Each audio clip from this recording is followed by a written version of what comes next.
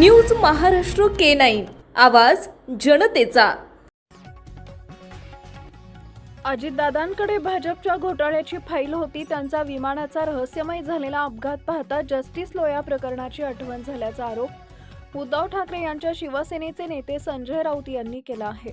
आपण हे प्रकरण पार्लमेंटमध्ये उचलणार असल्याचा इशाराही त्यांनी दिला। दरम्यान जस्टिस लोया प्रकरणातही काहीही झालेलं नाहीये। अजितदादा प्रकरणात जे काही झालं ते दूध का दूध आणि पाणी का पाणी होईल असं उत्तर भाजप प्रवक्ते नवनाथ बन यांनी संजय राऊत यांना दिले। तर उज्ज्वल निकम यांनी जस्टिस लोया यांचा मृत्यू हृदयविकाराने झाला होता म्हणत संजय राऊत यांना उत्तर दिले। महाराष्ट्राचे उपमुख्यमंत्री अजित पवार यांच्या निधनानंतर राज्याचं राजकारण ढवळून निघालं असताना शिवसेना ठाकरे खासदार संजय राऊत यांनी आज अनेक खळबळजनक दावे करत सत्ताधारी भाजप आणि महायुती सरकारवर तोफ डागली आहे। अजित पवारांचा मृत्यू हा निव्वळ अपघात आहे की घातपात अशी शंका उपस्थित केली।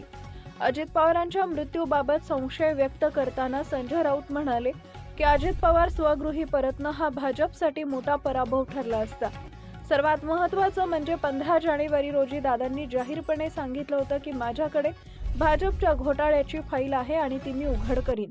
त्यानंतर अवघ्या 10 दिवसात त्यांच्या विमानाचा अपघात होणं हे अत्यंत रहस्यमय आहे।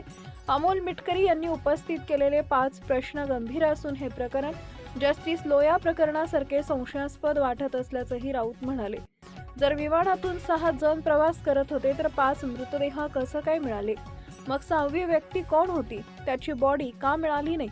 सगळे मृतदेह जळून खाक झाले, त्यांची ओळख पटवता येत नव्हती। मात्र त्याचवेळी अजितदादांच्या जवळ असलेले कागद जळाले नाहीयेत। दादांसोबत भाजपच्या भ्रष्टाचाराची फाईल होती का?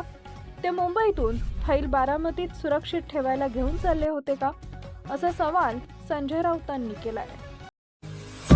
महाराष्ट्रातील महत्त्वाच्या आणि ताज्या बातम्या पाहण्यासाठी आमच्या न्यूज महाराष्ट्र K9 चॅनलला YouTube वर सबस्क्राइब करा आणि बेल आयकॉन प्रेस करा।